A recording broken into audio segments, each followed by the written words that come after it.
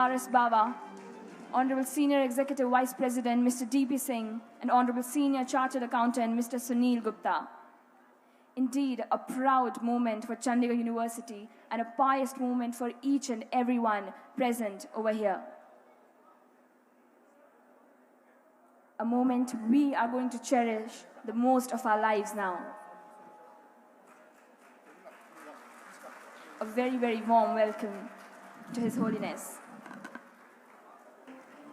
Honorable Vice Chancellor, we see Dr. R.S. Baba in one way or another. On this very propitious occasion of 550th birth anniversary of Guru Nanak Dev Ji, Almighty heard our prayers, and look how blessed we are to be surrounded by the legend, who with profundity and simplicity has carried the nuanced teachings to the every corner of the world, whose aura is already peaceful that a heart feels content.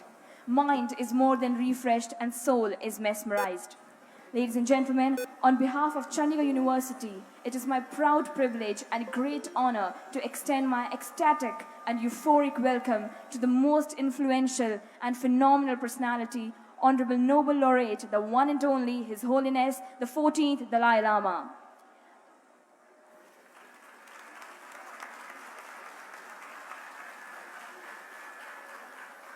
Your Holiness, although this day has already embellished with your propitious presence here today, but to make it more felicitous, we would like to commence the lamp lighting ceremony, which embarks as a universal symbol of truth, knowledge, understanding, and the prosperity of humanity in the entire world.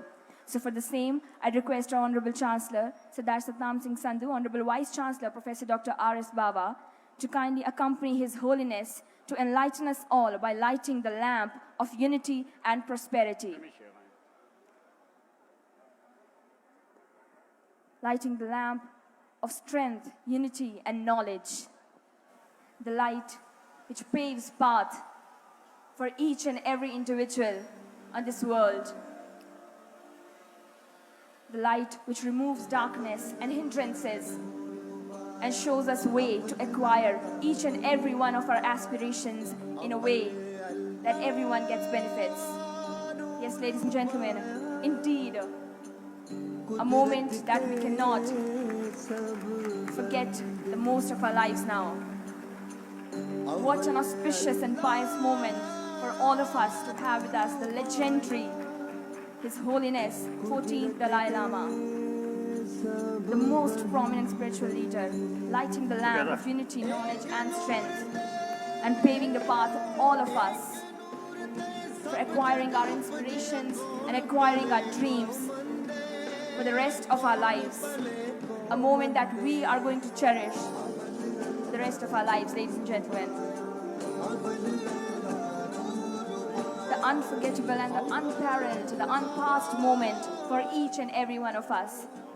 The light which removes the hindrances of darkness and promotes good health and wealth to each and every individual present in this world. Promoting the message of happiness and unity. The message of unity in diversity. The message of happiness.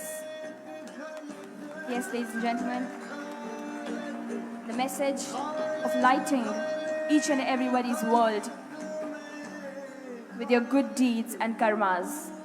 A strong believer of people's wins. His Holiness the 14th Dalai Lama, ladies and gentlemen. Before we proceed any further, I would request you all to kindly rise for the prayer, a way to attain the peace of mind. I request you all to kindly rise for a prayer.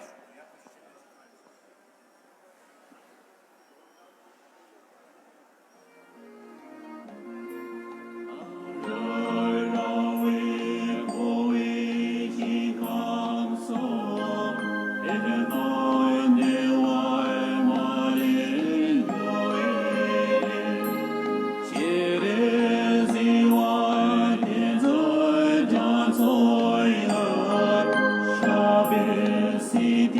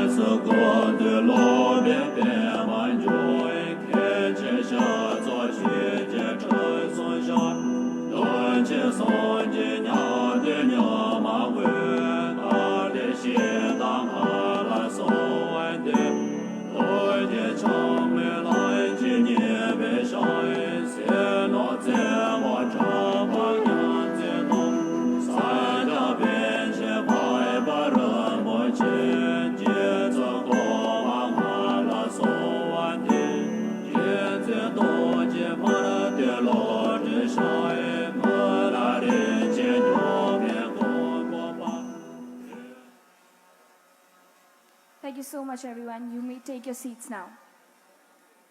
Moving on, I'd like to call upon the dais, the flagship of knowledge and our constant source of inspiration, Honorable Vice Chancellor, Professor Dr. R.S. Bawa, to address this gathering and welcome our Honorable Nobel Laureate, please.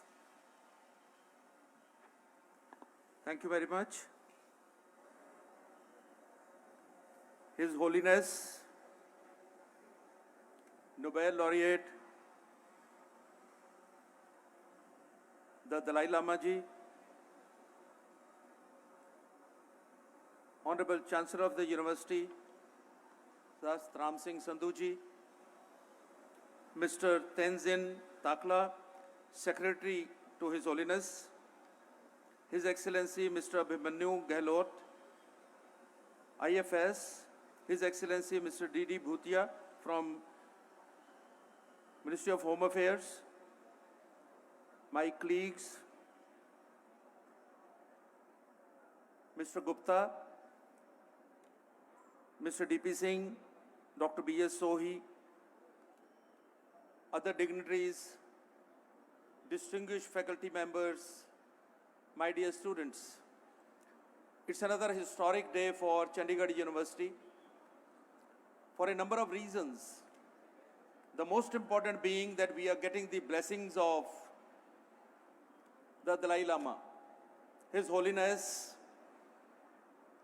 his coming to the campus, I am sure, is going to prove another milestone, another great source of inspiration and motivation for all of us to excel. We are also celebrating the 550th birth anniversary of the great Sikh Guru, the Guru Nanak, who is a global apostle of peace, of humanity, of modern values. Friends, His Holiness is considered to be the incarnation of Avalokiteshvara, Bodhisattva of compassion, and he represents universal values. The word Dalai Lama actually forms from two words. Dalai means ocean, and big, Lama is master. So we have amongst us a big master and a global spiritual leader.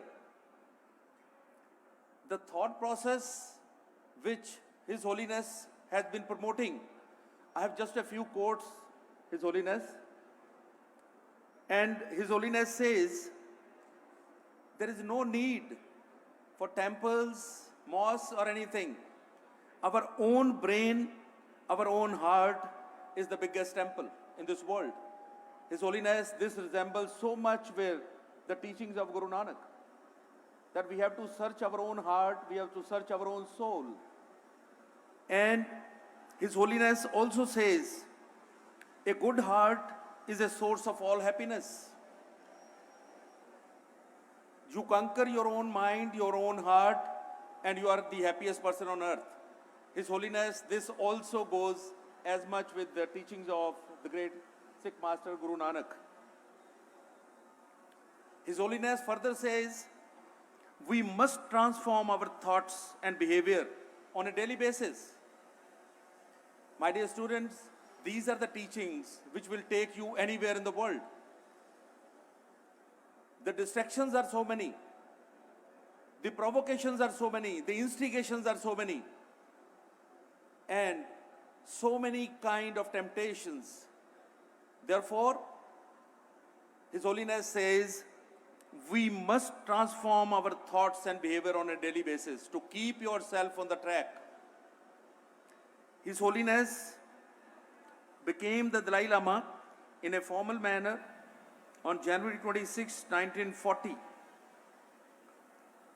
And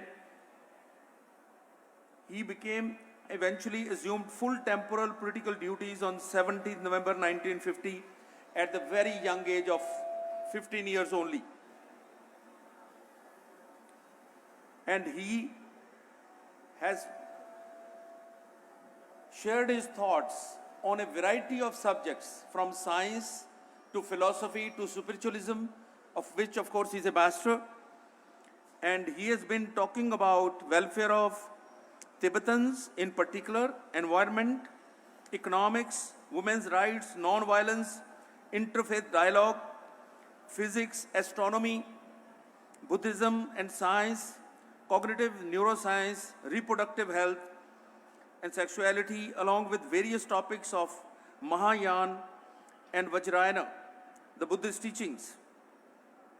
He was conferred the coveted Nobel Peace Prize in 1989.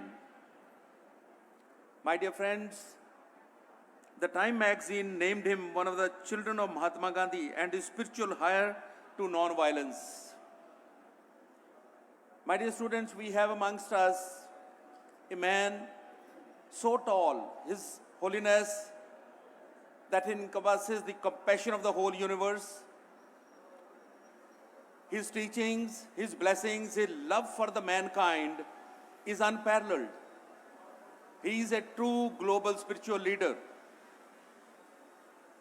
Your Excellency, His Holiness, we are not only privileged but greatly honored to have you amongst us on this campus. And we believe your blessings are going to take us far, far and far in our pursuit of knowledge. We believe in inculcating values. I shared, my dear students, I shared with His Holiness that we also share those values which His Holiness is also preaching. The value of human dignity, the value of empathy, the value of humility, and the value of giving.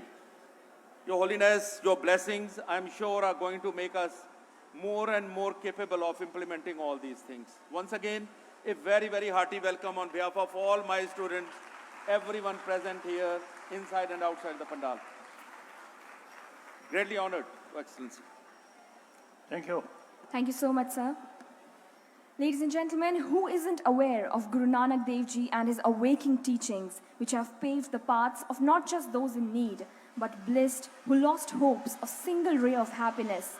And on this jovial day, we are obliged and filled with astonishment by getting this once-in-a-lifetime opportunity of awakening the realization that somewhere within us there does exist a supreme self which is eternally at peace, by the words of wisdom of His Holiness, the 14th Dalai Lama. His Holiness, who's delivered innumerable lectures all around the world, including Harvard, and has mesmerized the Western world with his dynamic and distinctive thoughts, has emerged as the most prominent spiritual leader of our times. And how blessed and gracious we all are at this very pious moment, as His Holiness will be addressing all of us with his esteemed and worthy words. So, Your Holiness, I request you to kindly embrace and enlighten us all with your profound and inspiring words and teachings on the topic Secular Ethics in Modern Education in the context of Guru Nanak Dev Ji. Your Holiness. Thank you.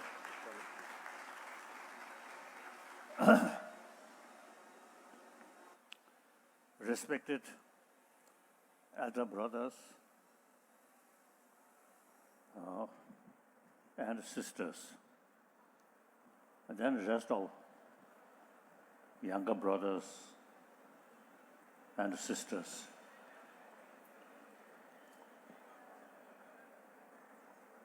I always used to start my talk to use word brothers, sisters. I feel actually 7 billion human beings on this planet is actually our brothers, sisters. I really should try to promote deeper understanding. 7 billion human beings is the same human being, mentally, emotionally, physically, we are same. And the most important, everyone wants happy life. And everyone has the right to achieve happiness life, happy life. And then, more important, now many scientists nowadays say basic human nature is more compassionate because we are social animal. Any social animal, you see, the sense of community is there. Without that, individual social animal cannot survive. So with that emotional level, mental level, you see, some kind of, also the empathy, a sense of concern of your own community. That's not necessarily come from religious teaching. By nature, we have that kind of sort of a good quality. So I usually tell him, all major religions on this planet, religion of human being. So human being, you see, very much based on compassion, loving kindness. Therefore, all religion of human being carry the real message is message of love. So, in philosophical field, there is differences. But that's simply different method. But the main aim is all carry the message of love. So therefore, the loving kindness, when our life starts, the mother's tremendous loving kindness, with that we survived. Without that, we can't survive.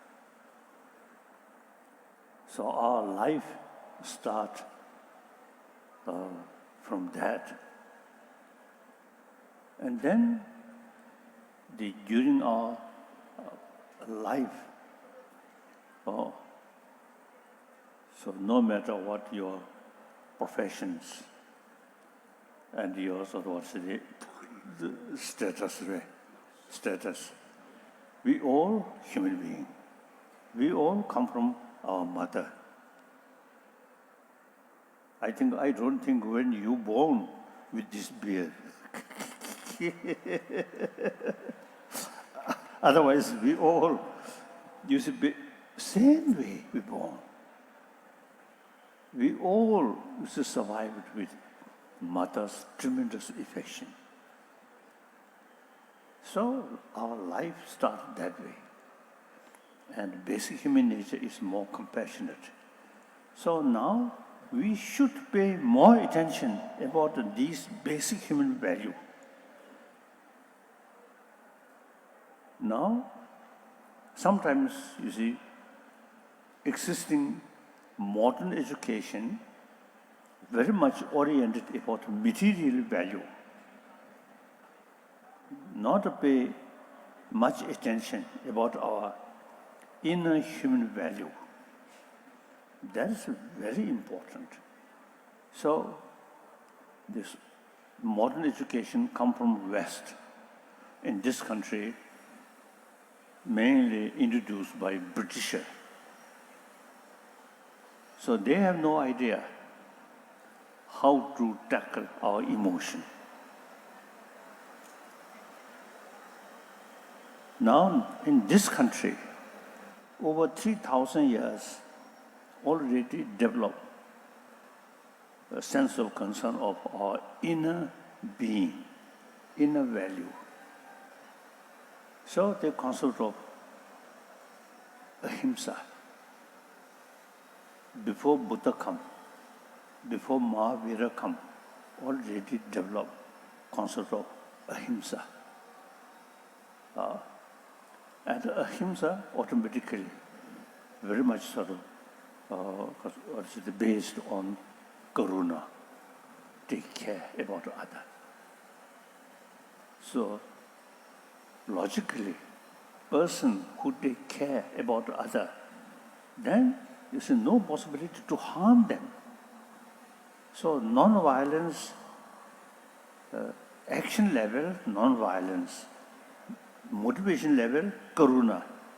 This is India's 3,000-year-old message or tradition.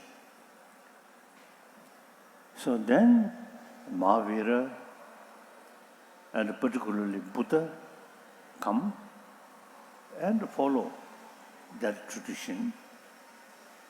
And then Mahavira and both Buddha, I think,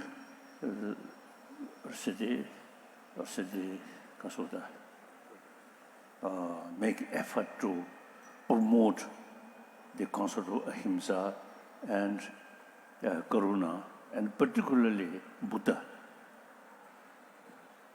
He himself, you see, firstly, the prince of one small kingdom, then he, you see, left the small kingdom's family and then remained in remote area. And then he practiced meditation, existing sort of tradition of India.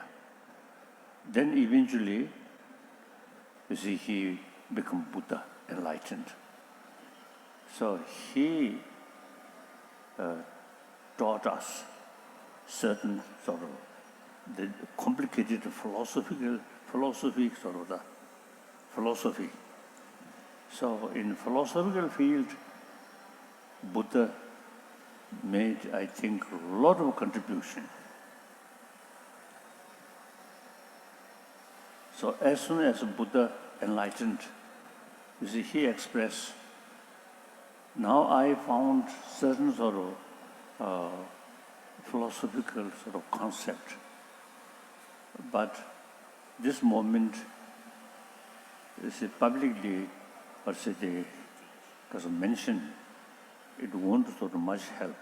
So he preferred remain silence. Then next 40 days, he completely remained silence. So that's the, because you see, Buddha found or developed a certain philosophical view that's not common with people. So he remained silent. So then, therefore, this country, India, Bharat, we usually call Arya Bhumi, land of Arya. Aryan, two sort of meaning, some sort of racial. One, Aryan means people who have deeper understanding, deeper realization. That we call Arya. So this land, usually we refer land of Aryan. So in any way, now today's world, in spite many material development, economy development, with modern education, technology, science, these things.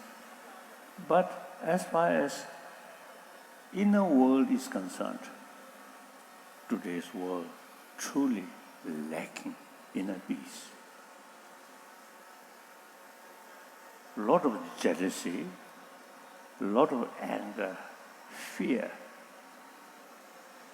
So now, materialistic education not adequate to deal these inner problems. Now here, the India's tradition, mainly message of Karuna and Ahimsa, is truly, I think, the message which very much relevant to today's world. So now, I am 84-year-old. So now I realize, now India's 1,000-year-old tradition, how to tackle our emotion. And that also, according to Indian tradition, secular way, not based on religion. So that I really feel world need that secular way. So religious belief is personal, private matter. But the peace of mind and how to tackle when irritation come, when anger come, how to tackle these things is as an academic subject. So world need these 1,000-year-old India's knowledge. I'm a student of Indian tradition. Since the 8th century, the Tibetan king, Trisong Tezeng, you see, he inspired a very close link with Chinese princess. I think his own mother was Chinese princess, and very close link with Chinese Buddhist. But he decided Buddhism should bring to Tibet directly from Nalanda tradition. So at that time, he invited the top master at that time of Nalanda, that's Shantarakshita. So Shantarakshita's own age, according to some Indian historian, they say over 70-year-old person. But he accepted. So he came to Tibet, and then he introduced Buddhism according to Nalanda tradition. So there is Pali tradition, Sanskrit tradition, Nalanda Sanskrit tradition. The differences, Pali tradition very much based on Buddha's own quotation. The Nalanda tradition extensively used investigation, logical approach. The Shantarakshita himself, great logician and philosopher. So he introduced to Tibet the Nalanda tradition. So we extensively use logic. So whenever we heard or saw something, the immediate reaction is, why? Why? Not say yes, yes. we always, you see, they investigate or interest. What is the reason? Even Buddha says something. Investigate. Why Buddha taught that? When we, through investigation, when we found some sort of contradictions, then Buddha's own word, with respect, we reject Buddha's own word. That's Nalanda tradition. Like Nagarjuna, Buddhapalita, Chandakirti, all these Nalanda masters investigate, make distinction. This Buddha's teaching we can literally accept. This teaching we cannot accept because we emphasize more on reason rather than faith. Buddha himself, you see, told us, "O my follower, bhikshus, scholars should not accept my teaching out of faith, out of devotion, but rather thorough investigation." So in any way, since Buddhism, according to Nalanda tradition, you see, introduced by Shantarakshita, 8th century, so we follow. I think very sincerely, faithfully, over 1,000 years, till now, we kept all this knowledge.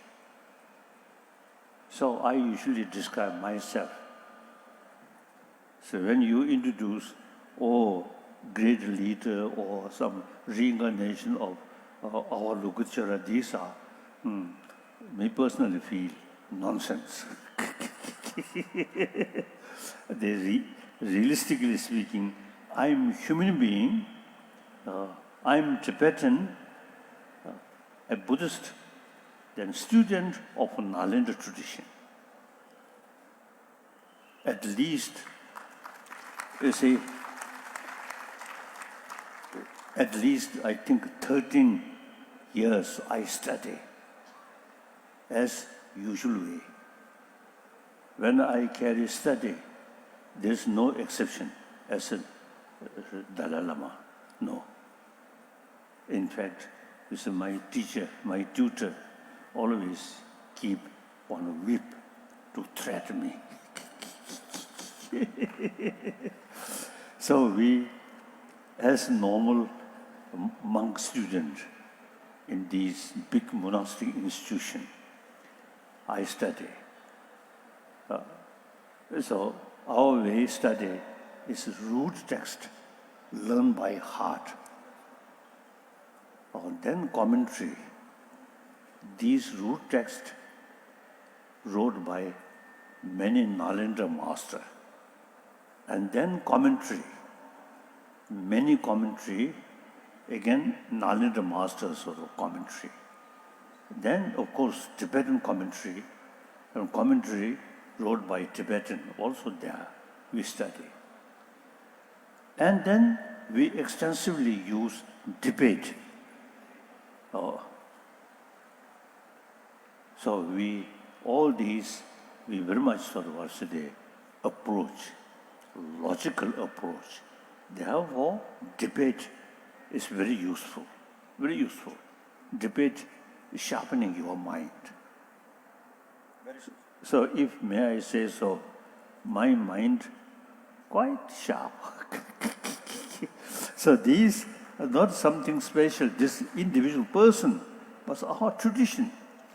You see, we extensively use logical approach like that. So now, after I came to India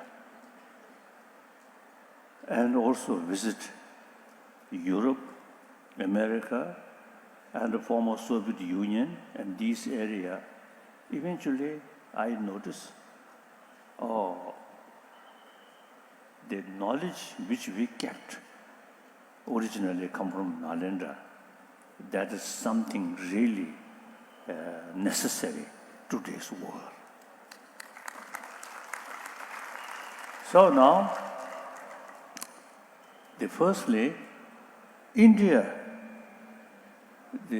all these, our knowledge originally come from India. So Indian sort of tradition. So now modern India, some way neglected about these knowledge. Now India should revive these ancient Indian sort of knowledge, mainly related with our mind and a logical approach. So India have the ability or real opportunity to combine modern education and ancient Indian sort of knowledge. Ancient Indian knowledge related with mind, emotion. Modern education related with material value, technology, science. These also very important. But only external thing, material thing, are not adequate to bring inner peace. So therefore, India's 1,000-year-old tradition method to bring inner peace. So this ancient Indian knowledge and the modern also the knowledge combination is very necessary. For whole world needs that. In that respect, India should lead combination. Material development, at the same time, a fuller knowledge how to develop peace of mind. Very important. So, my latest commitment is try to revival of these ancient Indian knowledge. Correct. Correct. So now, in this country, because the basic concept of ahimsa, many great spiritual leaders. The one example, Guru Nanak. Truly, I think, sort of also they show the compassion and ahimsa. With that, the religious harmony. His family background, Hindu, but he took pilgrimage to Mecca. That shows non-sectarian and religious harmony. Wonderful, really wonderful. Then, I think the blessing of Guru Nanak, I think among the Sadaji, almost no beggar, hardworking in the Punjab state. Oh, I think really hardworking. So religious minded, at the same time, not lazy, work hard. I think that's very good.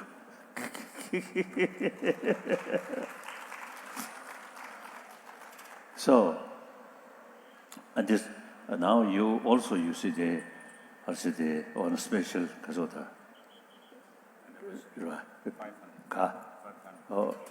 period, also the memory about Guru Nanak. Wonderful. You see, these, I think, not only just a memory about like Guru Nanak and those great Indian sort of spiritual leaders. So we should follow their advice in our day-to-day life, should implement. That very important.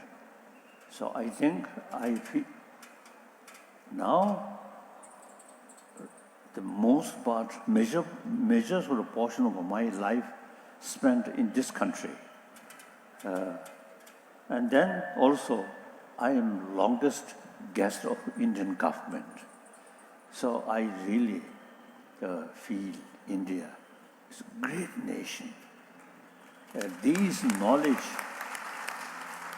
you can make significant contribution for well-being of 7 billion human beings.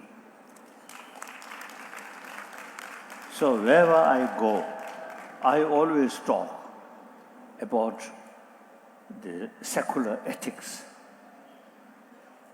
on the basis of scientific finding. So 7 billion human beings, different religious faith, and some people, no faith, okay, still human brothers, sisters, but they also want peace of mind. So India's way, secular way to keep peace of mind is wonderful. So therefore, wherever I go, I always talk these things. So I myself consider messenger of ancient Indian thought. And then I also have sort of keen interest about science. And last almost 40 years, I have serious discussion with many scientists, mainly 4 fields: cosmology, the neurobiology, then philosophy, or because of this physics, particularly quantum physics. When I discuss with a quantum physicist, it seems we know better. Because one, you see, the great Indian nuclear physicist, nuclear physicist Rajaramana, late Rajaramana, he once told me, quantum physics in the West, something new. In this country, over 2,000 years already developed these concepts. It is very true. So, as you say, student of ancient Indian thought, so when I discuss with scientists about quantum physics, of course I respect, but in one side of my mind I feel, oh, I know better.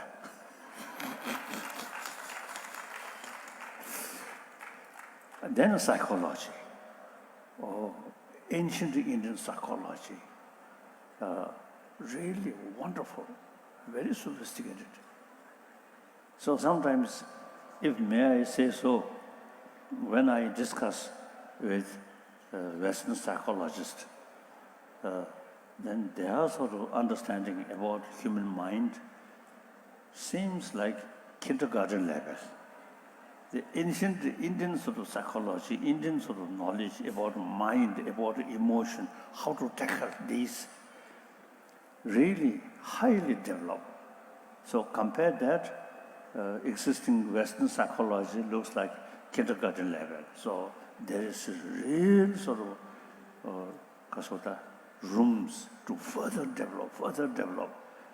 So as a result of a meeting with scientists, number of scientists really showing interest about ancient Indian psychology. And then the physics, particularly the quantum physics. So in Indian tradition, quantum physics utilize to antidote about our destructive emotion, such as anger and extreme attachment. Because, you see, attachment, anger, these very much based on appearances. So the way to tackle these things, if we understand the deeper reality, things does not exist as appears. Deeper level is something different. Now quantum physics, we should say that at least you see, material, external thing does not exist as appears. All depend on observer. So that's exactly a Nalanda tradition. Nagarjuna clearly mentioned that. And the purpose, when negative emotion develop, we very much grasping something independent exists as appears. Oh. So the understanding nothing exists as appears in deeper level, different reality, then you see the intensity of the destructive emotion, they automatically reduce. So here I want to share with you now many years, you see, discussion and experiment. My conclusion is all destructive emotion such as anger, jealousy, all these very much related with ignorance.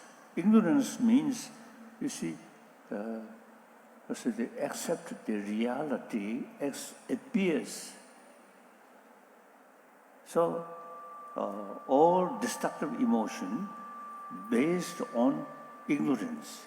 So, no logical basis. Then positive emotion such as compassion, loving kindness, all these, you see, very sound basis. More think, more conviction come. The destructive emotion, short period, very strong, but think more, then no solid basis. For example, loving kindness, think more. They also want peace and happiness. We are social animal. I must pay their sort of happiness, respect their happiness, not harming them. Ahimsa, karuna.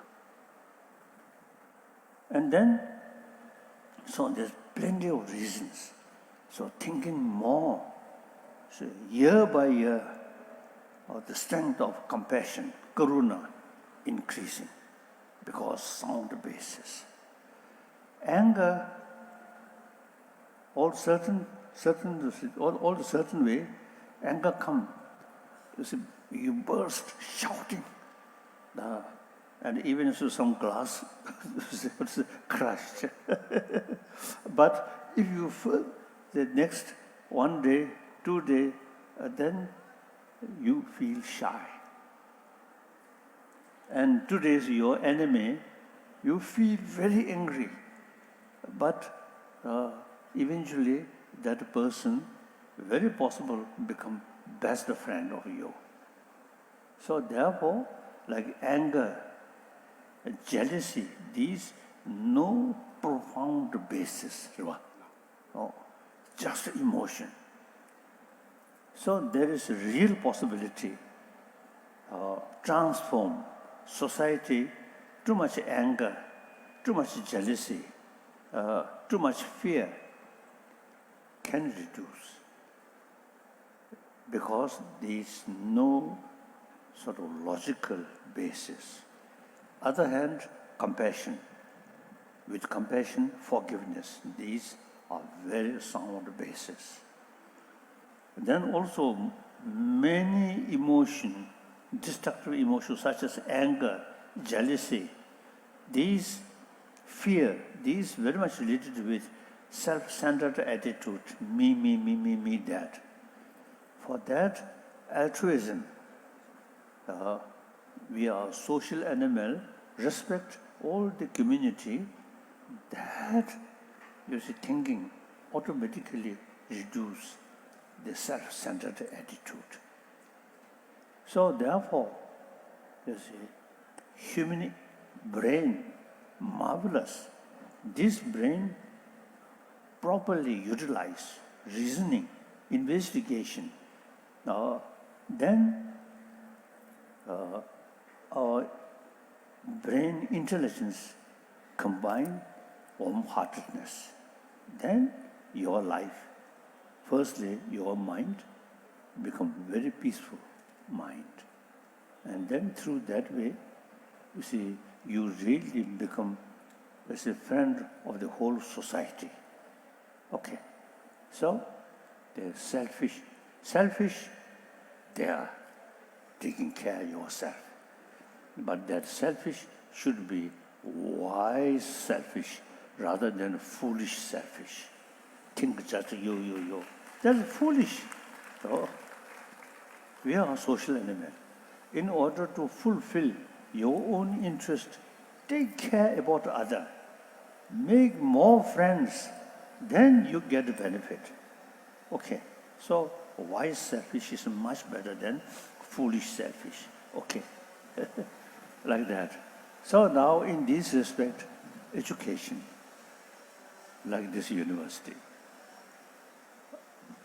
I think a great potential to open people's mind, or not only in order to achieve happy human society, happy world, not only material thing, but also, you see, inner worlds, peace, and combination of wisdom and warm-heartedness, these two things combination.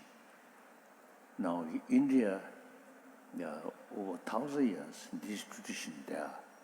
Now simply you pay more attention, then like Sadaji, they say, look, Guru Nanak, oh, wonderful, wonderful.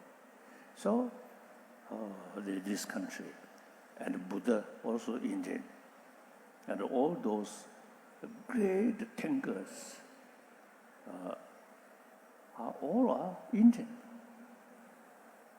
So therefore, this country, of course, over 1 billion population. China also is over 1 billion population.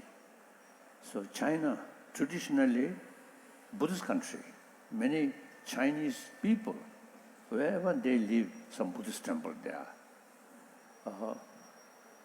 So India is the land of Buddha, as Prime Minister mentioned. So I think this is the beginning of the 21st century.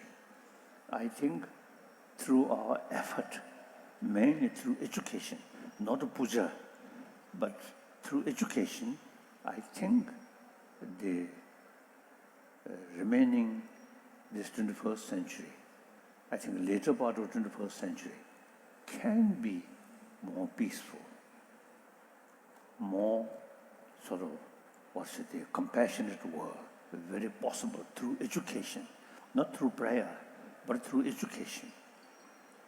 So eventually, one of my dreams is eventually this world should be demilitarized world. No weapon. Only whenever we find some sort of disagreement, through talk. So in order to develop peaceful century, we must develop this century of a dialogue. Whenever we find some disagreement, through dialogue, try to solve. So, weapon, not for dialogue, killing. That is, I think, outdated. Actually, war, very concept of war, very much related with feudal system. Now feudal system gone. Now we are democratic sort of democratic world.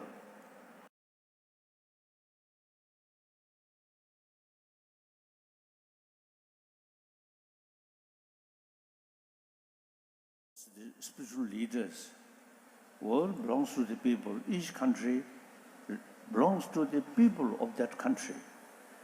So, in war, ancient time war, under one person's order. So that's very much related with feudal system. Now feudal system gone. I think the soldier, each soldier, they love their own life. I don't think so. That's without very much related with the feudal system. Order. Now feudal system gone. I think each soldier, I don't think each soldier, they love their own life. I don't think they without sort of what's the order ask each soldier, I don't think they're willing to sacrifice their own life. Just order. So therefore, very sort of what's the event of war, killing each other. That's, I think, very much related with feudal system. Then, another point now here, I want to, as I briefly mentioned, like Guru Nanak, non-sectarian, and respect all religion, that now one India's, so I say, the source of greatest contribution for world, to the world, the conflict in the name of religion also now there, unfortunately. All religion, in spite of different philosophy, all carry, as I mentioned earlier, same message of love. Then, in the name of different religion, killing. Now, for example, in Afghanistan or Syria, this area, Shia and Sunni killing each other. Unthinkable. So, in Burma, Buddhist and Muslim, some problem. So these are really unthinkable. So India also have the responsibility to promote religious harmony. So in this country, religious harmony really there. Few occasions some problem. That's, I think, if may I say so, due to politicians. Otherwise, people's level, I think religious harmony over 1,000 years there. Now this must show world different religion can live together and mutual respect and mutual learning. So my number one commitment is I'm a human being. So human being need human compassion. We are compassionate nature. Now through education, we should pay more attention about this inner value. Through that way, I believe 7 billion human beings, if we start in education, some sort of education about our inner value and compassion, these things, I think the later part of 21st century can be more compassionate world, more peaceful world. And then my second commitment, I am Buddhist, the Nalanda sort of student. So my second commitment is promotion of religious harmony. So I always feel India is the example. Religious harmony is very possible over 1,000 years. So my second commitment is promotion of religious harmony. The third my sort of commitment is I am Tibetan. So Tibetan people, around 6 to 7 million Tibetan, they trusted me. So I have the responsibility. But regarding political matter, since 2001, I totally retired. Now my main sort of commitment regarding Tibet is, firstly, pay more attention about Tibetan delicate environment. Then most important is Tibetan rich knowledge from Nalanda. I think now Nalanda knowledge available only among Tibetan, no other country. So this Tibetan, our knowledge is truly the precious knowledge for entire humanity. Therefore, you see, we must pay more attention to our knowledge which our ancestors firstly brought from India, and then preserved in Tibet, then further sort of what's the development. Therefore, there's, I think, we can really make certain sort of significant contribution from our tradition. Okay. That's my main sort of concern as a Tibetan. Then now my latest, my commitment, or fourth commitment, is revival of ancient Indian knowledge in modern India. So now, yeah, the young students, our life, when I met old people, then sometimes I feel, you go first or me go first.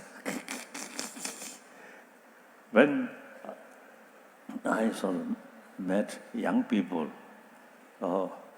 then you are the generation of future. So you are, I think, future in some extent in your hand. So these negative things, international level and also within India, such as caste system and huge gap, rich and poor. So these negative things, you see, we should make effort to change these things. So younger generation, if you pay more attention and make effort now, the remaining century, I think, could be more sort of more peaceful, more equal society. Firstly, caste system. I think the one aspect of feudal system. So now that's gone. So you all, the Indian, same right. The caste system is outdated. I'm thinking seriously, the religious leader here should have special responsibility to make clear caste system is outdated. Very important. I think in the Sadaji community, no caste system. No caste. Wonderful. Wonderful. So therefore, you young Indian, now you have, I think, a bright future. You must make effort to bring it to grow bright future. Okay. So I am Buddhist. My daily meditation, including prayer, but I have not much faith to community level or world level. Prayer, not much effect. So action, karma, action, that's more important. Through action we can change. Just a prayer, doing nothing, I don't know. So that's all. Thank you. I'm great honor to have opportunity meeting with bright student and great university. And I think I may say blessing of Guru Nanak. I think in any way, the name of Guru Nanak and his example, I think a wonderful thing. This is non-sectarian and respect all religions, religious harmony. And India's 1,000-year-old message of ahimsa, karuna, these things, very important. Thank you. Students have few questions. Students have few questions. One student. Question? Yes, okay. Question. I like questions. How?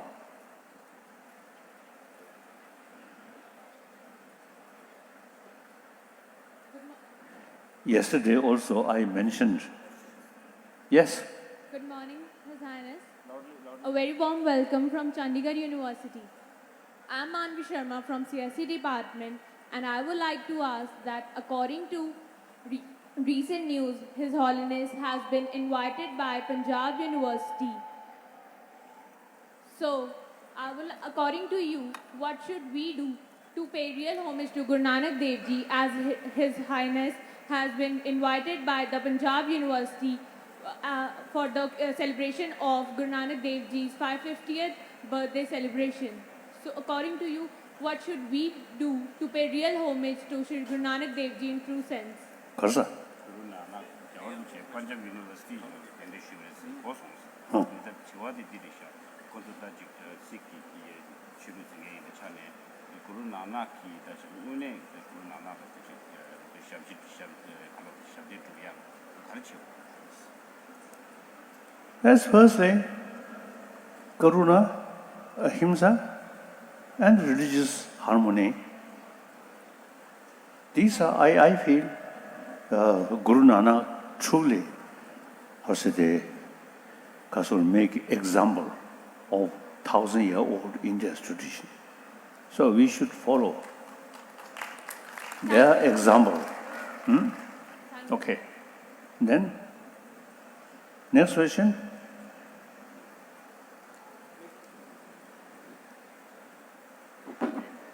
Good morning, His Holiness.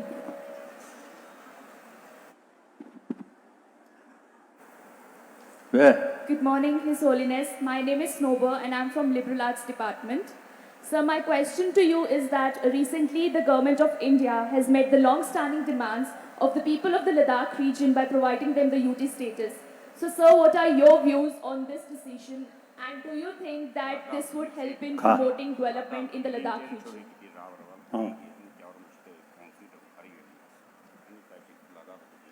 I heard many Ladakhis appreciate that.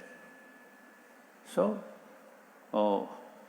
beyond that, I have no idea. Just for Ladakhis business. Thank you, sir. Yes. Now, next question.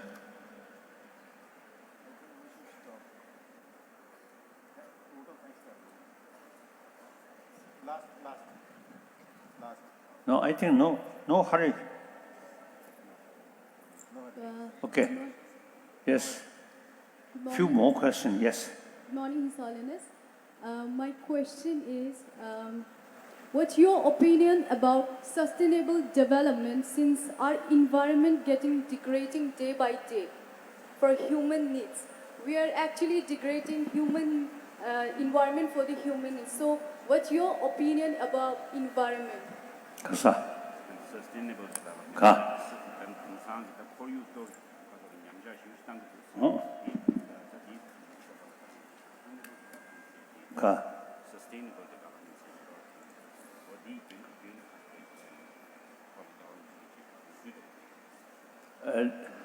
When I was in Tibet, you see, I have no idea about importance taking care about ecology. After I came to India, then also visit some European countries, then you see, same water, people say this water too much because polluted, you cannot drink. Then I realized, pollution, something very serious matter. And then also, you see, in Stockholm, in Sweden, in the center, one river, I was told, and some time back, no fish because too much pollution. Then the concerned people take special pay attention. The factories also then pay special attention. Then gradually some fish appears. So we can do something. And then kasa choti, iga kasa nanga thong. because of ozone layer. One occasion, some scientists mentioned because we pay more attention, the damaging ozone layer reduce. So there is sort of still relation, our own sort of behavior about environment. So some factories too much use the coal, or these things now many scientists say are very harmful. So solar energy, wind energy, these things are now very important. So although basically global warming now decade by decade increasing, then finally whole sort of galaxies will burn. That is the nature process. But some sort of our way of life, carelessly about environment, that also makes some contribution regarding shorten our world's life.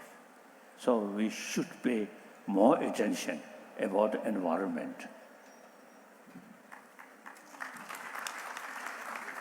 Thank you so much, Your Highness.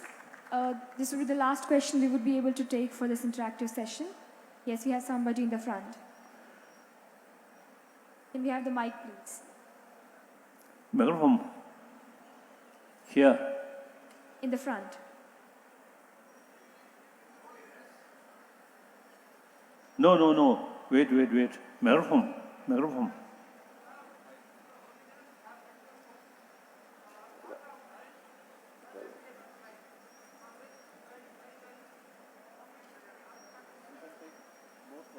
Yes, two questions.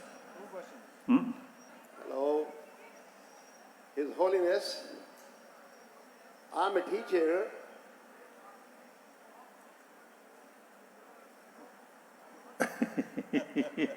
So we will be taking his question first. He's elder to me. Let him go ahead. Kasa. My question is, I have spent about 5 decades in teaching. I'm a teacher. Education cannot exist in isolation. With this atmosphere that you see in this country of great wisdom, when the politics is so aggressive, His Holiness, what's the way out for education? If you could suggest only one thing for the planners of education, what would you suggest? Only one thing, what's the way out of this toxic political atmosphere? Thank you.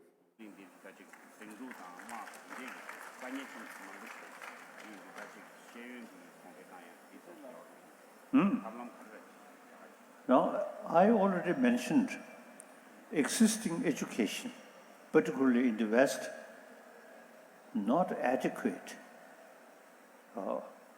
Education mainly oriented about material value. So now, materialistic society, they pay more attention about 5 sensorial level consciousness, not a mental level.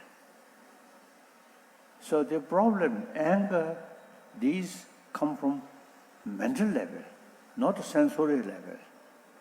So in order to bring peaceful mind, we must pay more attention about sixth mind, we usually call Chit. Because anger, jealousy, these mainly in mental level, not sensorial level. So in the West, just sort of materialistic culture, materialistic life. So saying something nice, hearing something nice, these are something the kasoda, in order to develop peaceful mind, just is depend on sensory level. This is not adequate. Now, in this country, ahimsa, karuna, related with sixth mind, not sensorial level. So, in order to bring inner peace, so we must deal with sixth mind. Obviously, when we seeing something nice, hearing something nice, meantime, very angry mind. So when we really deal with mind, anger, hatred, we must deal with sixth mind, main mind. There are different level of mind, grosser level. Now, this very moment, while mind of five organs is working, sixth mind, and I think more because the one level of sixth mind. Then dreaming, sleep. I think firstly, deep sleep, only sixth mind, no senses of organs. The sixth mind there, now deeper level, deep sleep. Then little sort of lighter, then dreams come. So there are different level of main mind. Then when we faint, the main mind further deeper. At the time of death, the deepest sort of sixth mind occur. So that is that makes connection with previous life. So some people claim memory about past life, not senses of organs. The brain, new life, new brain, so no connection. But sixth mind, more subtle level, the continuation of the mind. Without that, mind cannot develop. Therefore, the subtle level, most sort of this inner subtle level consciousness is the when dying, brain stop, the sixth mind, subtle level still there. So that make connection with next life or previous life, like that.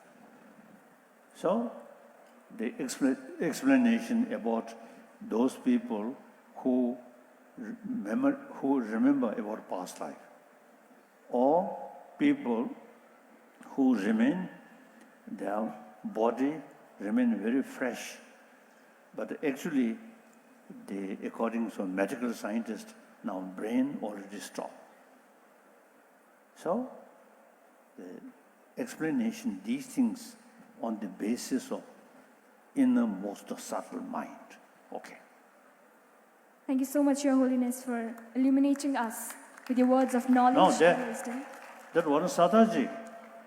One question, yes.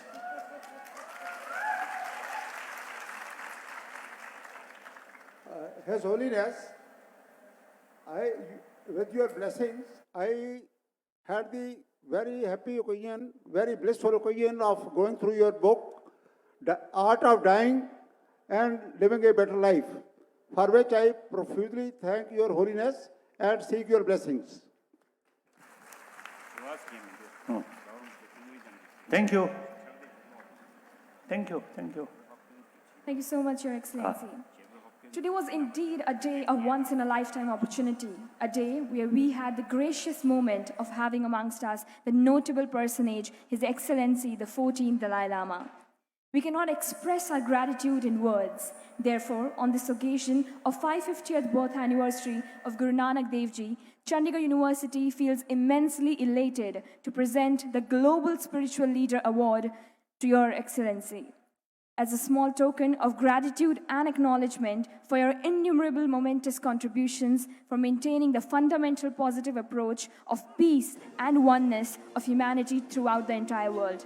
For the same, I request our Honorable Chancellor Sardar Satnam Singh Sandhu, Honorable Vice Chancellor Professor Dr. R.S. Bawa, and other dignitaries to kindly present the award to His Holiness, please.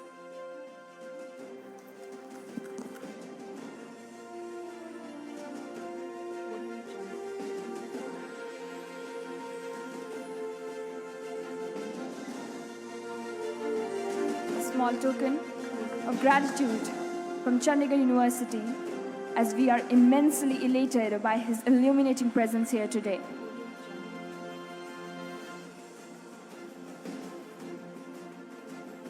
The Global Spiritual Leader Award to His Highness for his magnificent contributions making revolutionary changes throughout the world in the field of humanity and peace.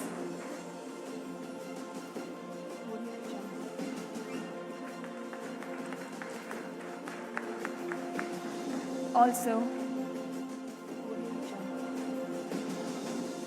a small moment of respect from Chandigarh University, the portrait of Guru Nanak Dev Ji from Chandigarh University to His Highness, who've paved the paths for humanity with his valuable actions and words throughout his life.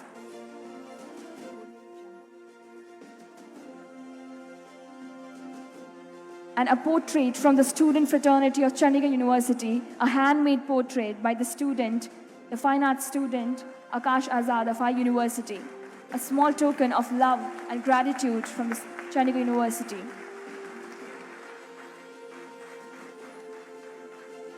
I'd like to let you all know that Chandigarh University, in its endeavor to help deserving students from financially constrained families to get higher education, has brought forward a scholarship entrance test program.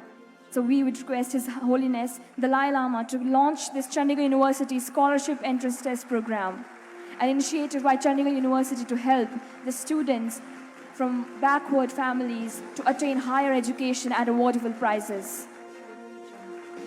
Thank you so much.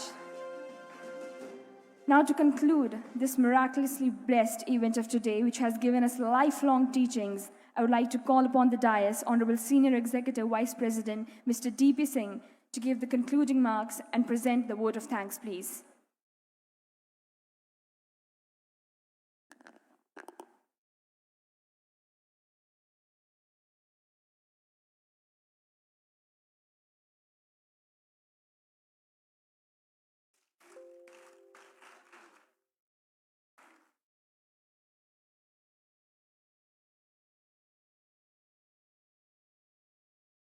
Good morning to all of you. I am humbled to get this opportunity on behalf of Chandigarh University, all the students present here, on behalf of the management, on behalf of the Governing Council, Mr. Gupta is representing here, on behalf of our Honorable Vice Chancellor, Dr. Bawa, and on behalf of our very dear, respected, Honorable Chancellor Sir Satnam Singh Sandhu, that His Holiness Dalai Lama Ji, a unifying force for millions, one of the most popular spiritual persons in this world, is here with us today.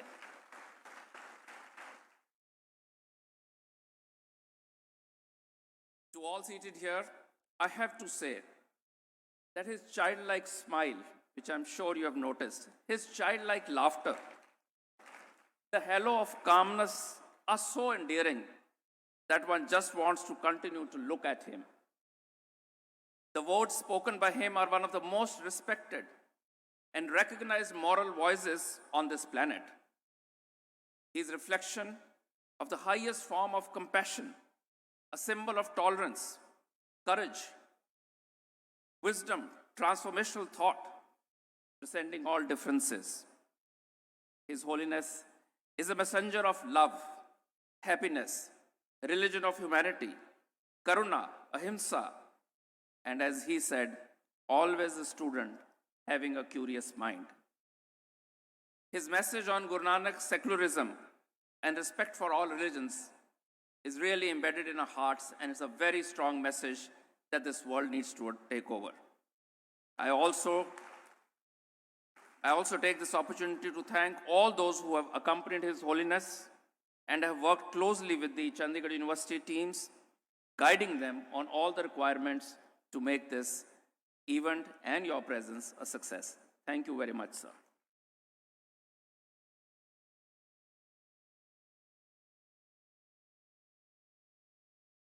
With this, we've come to the end of this remarkable and magnificent session, which was indeed a historical moment for Chandigarh University and each and every one of us present here.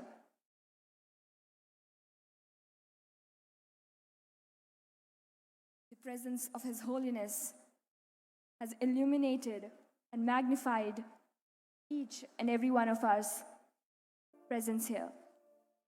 We cannot thank Him enough for coming here today and making us all feel so blessed to be a part of this interactive session. Indeed, one to look up to throughout our life.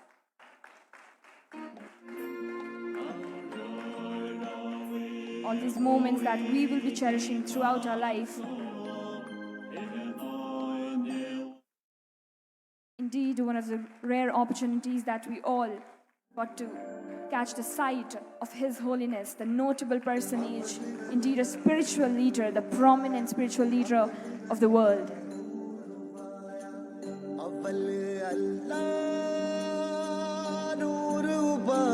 Cannot thank him enough for being here today. Thank you so much, Your Excellency, for coming here today and enlightening us all with your presence.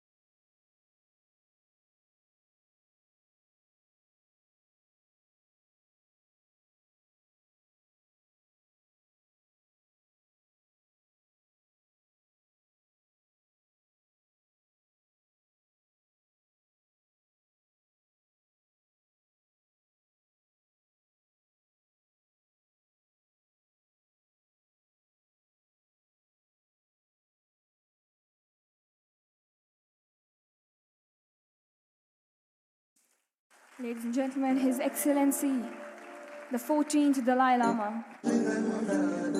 Thank you so much for being a part of this. Ladies and gentlemen, His Excellency, the 14th Dalai Lama. Thank you so much for being a part of this interactive session.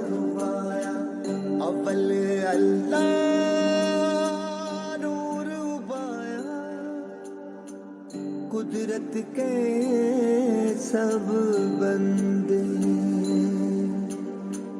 अव्वल अल्लाह नूर पाया कुदरत के सब बंदे